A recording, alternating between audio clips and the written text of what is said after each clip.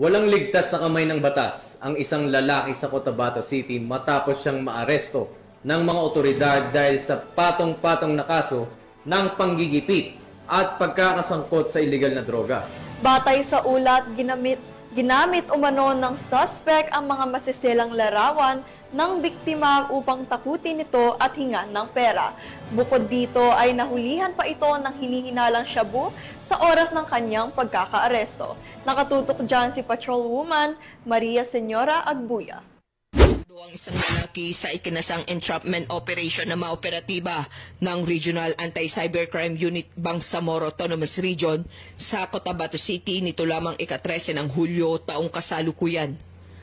Kinilala ng mga otoridad ang suspect na si Elias Udin, residente ng Cotabato City na nahuli sa mismong pakikipagkita sa biktima matapos nitong pilitin ng babae na magbigay ng pera kapalit ng hindi pagpapakalat ng kanyang sensitibong larawan at video sa internet.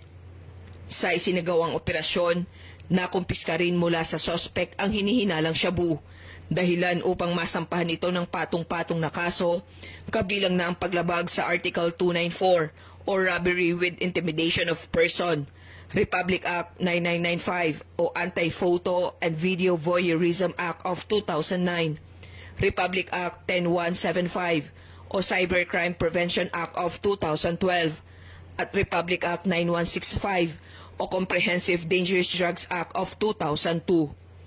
Pinuri naman ni Police Lieutenant Colonel Arnold P. Acosta, Officer in Charge ng Regional Anti-Cybercrime Unit BAR, ang matagumpay na operasyon ng mga at pinaalalahanan ng lahat na huwag basta-bastang magtitiwala sa mga nakikilala lamang sa internet upang maiwasan ang mga ganitong uri ng pananamantala.